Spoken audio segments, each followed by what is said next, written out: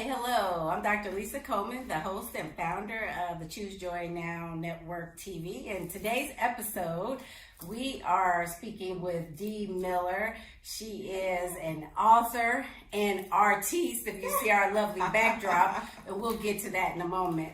But stay tuned if you have been thinking about writing a book but have not pushed go, taking that idea and starting putting the pen to paper or fingers to the typeboard. We're going to learn a little bit more about how Dee said yes to her dreams.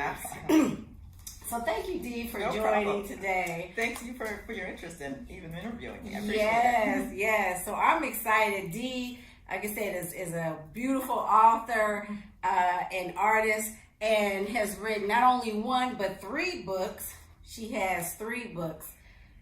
The Sun came out last night, rated D. And then she has LOL, you can't make this stuff up.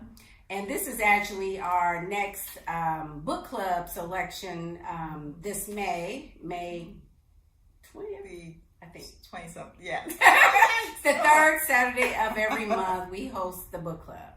Check our website there you go. For the date. And then the 3rd one is Are Black Women Always So Angry? So we can hear Truth, excuse, or something else. Oh, truth, excuses, or something else. So we will learn more. So, Dee, most of us, I shouldn't say most of us, many of us haven't even gotten to book number 1. Mm-hmm. You've completed 3, so congratulations. Thank you. So I'd just like to know a little bit more about when did you first have the idea of even writing a book? What sparked it for you? You know, I think what sparked it initially about getting serious about a book is my mentor, actually, who's an artist. I used to write for his sculptures. He'd do the sculpture and then he asked me to write about it and they would be displayed with his piece. And then he told me that I was really great wordsmith and he told me I should write about everything. And so I thought, oh, no, that's cute. That's a cute idea. And so I literally did. Okay. And I just couldn't stop. After that, I just got inspired by different events that have taken place, either in my life or around the world, and I just started writing about it. So as soon as he said, hey, he said, write a book?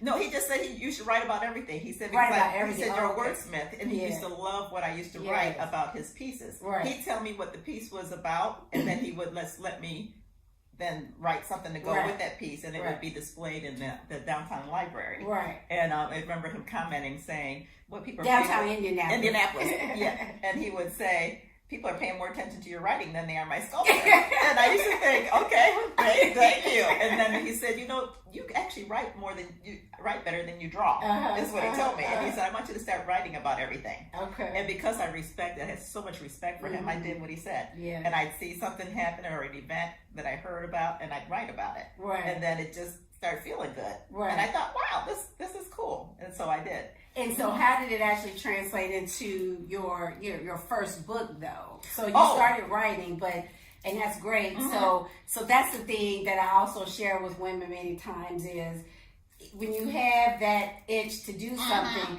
do it in any way you can. Yeah. It doesn't have to be full-blown straight to a book. You said you started small and then moved on further. Right. And so talk a little bit more about how it actually turned into, hey, now I actually want to put it in a book. Well, that is actually before my mentor. Mm-hmm. I had a friend of mine, we hadn't seen each other in like years. And so we kind of met up again and we, had tea and coffee and that kind of stuff. And he used to tell me that he writes poetry. I'm like, oh, you do? I love poetry. And so he'd read some of his poetry to me. And I said, I kind of dabble in it, but not really seriously. And so he and I would compete. We'd pick a subject and we'd write about it. Then we would meet back up and read our poems to each other and talk about them. And so the first subject, which is the title of my book, The Sun came out last night, he just said the word, let's write about the sun. And so I wrote my version of the sun and he wrote his version of the sun. And our poems were completely different.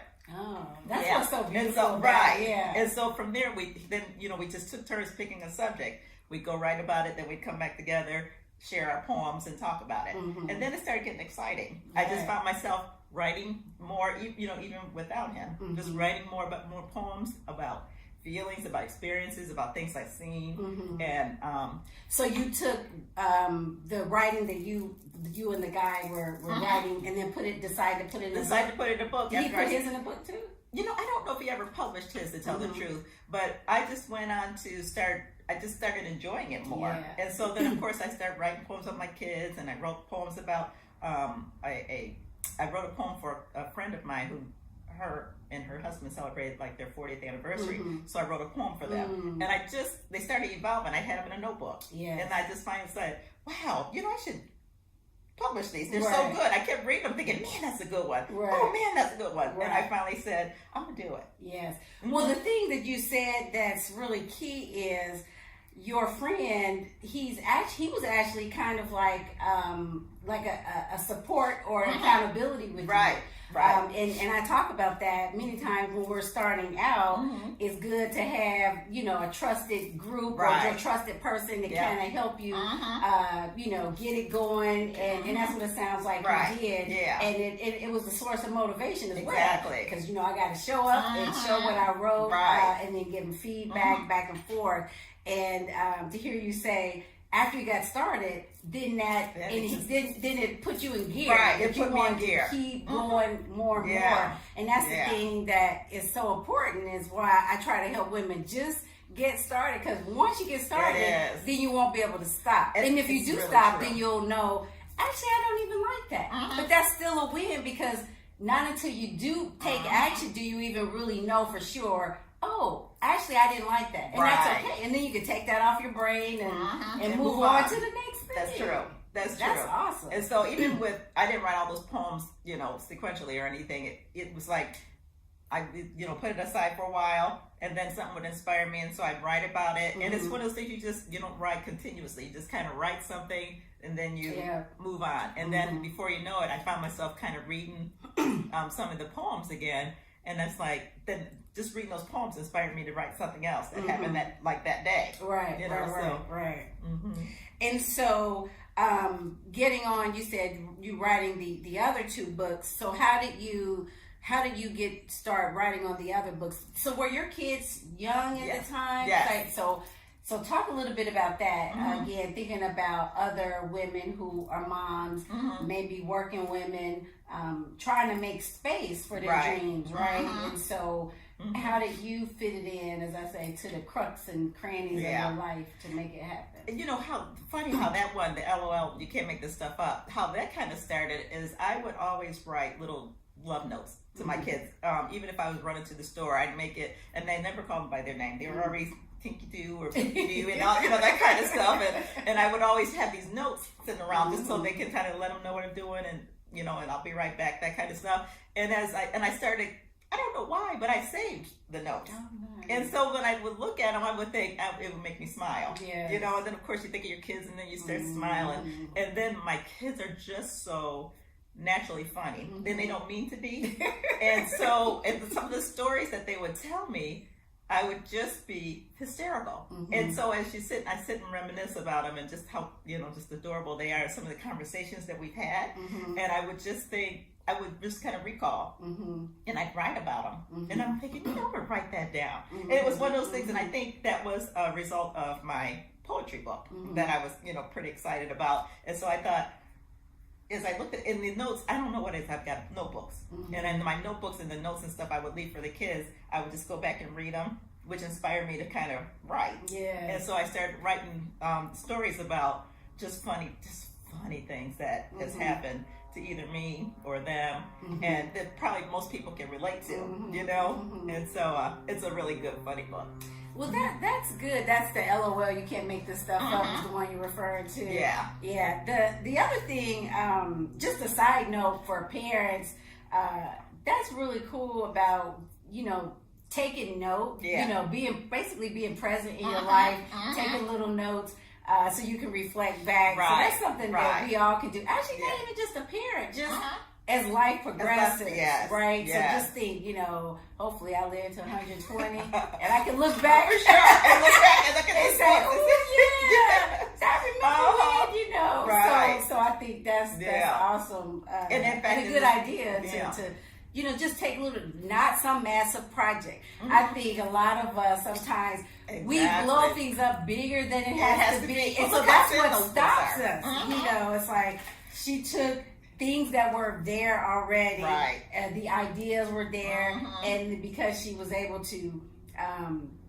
really pay attention to her life, she saw, hey, I can make this into something. You know, I can expand on something that I already have, and have good memories, basically. And you know what's so funny too is what actually kind of stopped me on all of these books periodically is because they were so thin. I always felt like the book needed to be 400 pages or 300 pages or 200, and they don't, because they're that thin and they're very powerful and they're very funny. And they're, I think, in my opinion, you know, I think they're very good. And in the back of this book here are some of the notes that I wrote for my kids that sparkle some of the stories that I told. Well, and I love that you said that again. Having expectations, you know, thinking that or shoulds. I say don't should all over yourself. The book should be 500. It should not be the Bible. Exactly. Just do what feels right to you. Exactly. If your book happens to be long, that's okay too. But make it what it is should be for you, and don't worry about the expectations of it needs to be so many words or what have you. Do what feels right to you. And I tell you what, my stopping point in every one of these books was I just felt like, okay, that's it. You just have a time where it's like it's done. You know, and it was done with 65 pages, or it was done with 34 pages. You know, it's done. And so to try to force yourself to just write words, you start losing your whole the feeling of that what you're writing about. So again, for some of those out there who may be a little bit more technical, now let's talk a little bit about what was the process to, you know, figuring out how to get it published. Did you hire an editor? Because I know a lot of times people say it could be helpful to have an editor to review. So have another set of eyes review the text and such. Tell us a little bit about that process. And you know, it's true. You know, if you can afford an editor, I could not. And I've done a lot of researches on different publishers and editors and brokers, and I've done the whole gamut. I've actually made phone calls and talked to people. And for me, the expense, it was just too expensive. And so I started looking into self-publishing, because you've seen a lot of commercials on TV about self-publishing. So I started looking into self-publishing. And I did it through Amazon.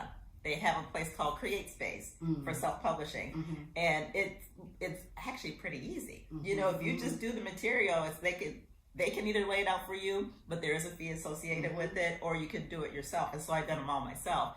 And it's interesting, you learn along the way. You know, you never recognize some of the errors until you hit the send button. But even with that, I'm thinking, but it's mine. You know what I mean? It's still mine, you know? Well, I also want to say, and I know I had another friend that published a book, and I shared with her, know that she did use an editor and everything. She reviewed it and double reviewed it, triple reviewed it, even before giving to the editor. So the editor actually didn't even have much work to do. But I told her, know that even with the editor reviewing your book, there's still going to be a period missing somewhere, or a word spelled wrong, and know that your book is still awesome. You know that that's just the way it is. We all have read textbook, like school textbooks, or just other novels where you see and it makes you do a double take. You go, what was that the right? And to me, it's kind of like finding a little treasure. I don't even look at it as a negative thing. It's kind of like, you know. It reminds us we're all human, and there's humans reading these texts, doing the proofreading, and it's okay. So and they know what you mean. Exactly. Even if you use the wrong word. Exactly. So know that it's okay. Once you actually publish your book, if you do decide to publish, and you see some type of small mistake, you're still. It doesn't take away from the the smartness of the book or who you are. It's still a good book. It happens to everyone. Trust me, pick out whoever is the top selling author. I bet you can find something wrong with their book. So just know that That's part of it. Right. And that's the thing. If we could just take a breath and just know that nothing's going to be perfect. Don't worry about perfection. Once you, exactly. Yeah, don't worry about perfection. Just worry about it being you and you're saying it because everybody who's purchased my book, they all love it. Yes. And by the way, my one friend Rita has actually even found a couple of errors. And it's like, but I know what you meant. And she even read it and said, but that can still make sense because in this context, because right.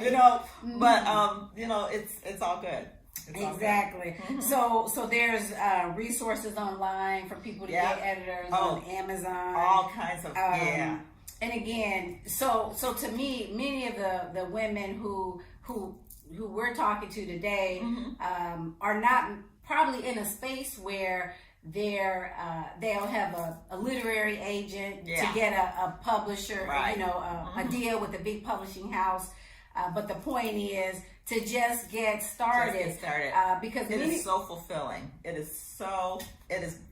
I'm excited about all 3 books. I was equally fulfilled doing each of the books because they had distinct messages and very personal feelings. So it's a good thing. Well, and that's the thing that I just think is so key. That I promise you, if you just get started, what she said, you'll feel great and fulfilled and have the motivation and courage and confidence to do more and more, because actually a lot of authors, unless you're already some type of celebrity, they actually will write a book and then later on with the success of their self-published book gain a literary agent to be able to publish that's true. in a big, if that's the goal. Sometimes the goal of writing a book is purely one of those life goals, bucket list items, or you have just some idea that you want to impart to the world. But if the larger goal is to be, the next best-selling author, get started today. Get started today. Do it. And you'll be able to understand and learn more and more about the process, and then sell to a literary agent, because then they'll be able to see your work. With today's world, it's so different. It's good and bad, meaning today you have to put a lot of stuff out there already to gain the eyes of the eyes of others who want to hire you, as far as like a literary agent, and so getting started somewhere, and even again, if it's starting out writing poems, whatever speaks to you, just get started writing, journaling, writing short stories, and make your own book of short stories. Right. Well, in fact, that one, are Black Women Always So Angry? That's a bunch of articles that I wrote. So they're individual, so they're all very short stories because they're all and about different topics. So but it's amazing when you talk about getting started. Once you get started, oh my God, before you know it, it's midnight. Because things just start rolling. And sometimes they don't, you have to go back and put them in order. But just the fact of putting the thoughts out there. You just got to put the thoughts out there, and then you can sometimes go back and order. Put them in order if you need to. It's an exciting process. So, with that, do you have any last words to help people out there who are thinking, okay, I do want to get started, but I'm nervous, I don't have time, I don't know how, or I don't know any other barriers, that they may have? I went through all that. I don't have time, I really can't write, I really can't draw. That self-doubt, boy, it'll beat you up every time.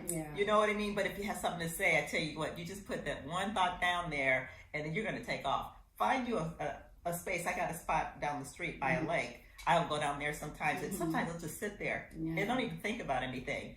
And it's amazing how stuff will just start flowing. That whole thing we talk about, putting yourself first, giving yourself some time. If you give yourself some time, it'll happen. So I agree. Just give yourself. I've been through all of that. I have been through all of those things you're talking about. Even with my artwork, I walked away from my artwork even, and just for like weeks. So let's talk about that. I didn't mean to digress. No. Because we've shared, you shared everything about writing, and because you are such a lovely artist, and another thing, I know there's some women out there that have hobbies or other type of hobbies that, again, they've pushed to the side, things they've always been good at and enjoyed, but kind of let life take a first, seat instead of the thing that they really wanted to do. And so talk a little bit about your art. Have you always been artistic as well? Yes, I guess, and I didn't know it, that I was an artist until somebody said, that. And what happened actually is in high school I took an art class as an elective. I wanted to do something fun, so I took an art class, and that's when I was kind of discovered, so to speak. People tell me, "Well, you've got a nice eye for for this, that, or the other," and I thought, "Oh, okay." And I didn't even take it seriously. Right. And then I just started drawing, and things started winning prizes, and I was like, "Oh, okay, maybe there's something to it." So I just started drawing, and in fact, I've always wanted to paint, but my primary medium is pencil and charcoal. In fact, this is the absolute very first thing I ever painted, and it was a result of my mentor threatening me. He actually said, because he wanted me to paint, and I'm like, but I don't paint. I used to tell him I sketch, I charcoal and pencil, and he's like, well, don't come back over my house until you painted something. And I literally came home that night because this man, I was just so enamored with his talent, and he's what I could just listen to all day and all night. So I came home and actually thinking, oh my God, I got to paint something. And I came out here, I looked at this wall, and I thought, what can I throw up on this wall real quick? Because he won't, and he was serious. I couldn't come back over until I painted something. I didn't mean to get this big, but I actually thought, I thought, I'm going to draw the, I Want You album, Margaret Gaye's I Want You, or After the Dance album. And so I drew it one night and walked away from it because I was scared to get started with the painting. And I stepped back and I looked at it and I thought, oh my God, I want to get back over his house. I got to paint this thing. It took me probably 2 weeks because I was so intimidated by painting. But once I got started and I thought, I'm just going to do it. And I thought, oh, this is kind of good. It started feeling good. And before you knew it, there it was. So that was me being forced to paint before I can go back to my mentor. So I still go back to pencil because that's my favorite. Right. But I've probably only done maybe 2 other pieces of it. But again, the whole point of start before you're ready. Right. She wasn't ready. I wasn't ready. But and look, it's fantastic. Again, it's always going to be better than what we think most times. We're our worst critics. We're our worst critics. And again, once you just get started, make space for that passion, because do you see the joy? I mean, it is the passion. I love art. You're going to just add more, joy to your everyday life when you just take a little time for yourself. To express yourself, whatever, if it is reigniting an old hobby that you used to enjoy. It's so satisfying. I mean, just the whole, it feels got a really great, feels good. Because that felt so good. I can't even tell you. It just felt so good. And then my realtor says, now you can't take that with you if you move. Right? I didn't think about that when I put it up there. So. Well, now with digital stuff, you could take some type of digital photograph and make a print somehow. So but it'll be a selling point. Right. But that is so awesome. Thank you. So again, with that, I just want to thank you again, Dee, for sharing your story of writing a book, staying true to your passion of drawing and being artistic. So with that, ladies and gentlemen, if anyone's joining us, just please, think about what it is that you want, but actually don't think too long, because I want you to start before you're ready, because you can do it. Yeah. And Choose Joy Now Network, we're here to help support you, give you the cocoon of support that you need to help get you started, help you with creating a plan and staying on track to completion. All right. Take care.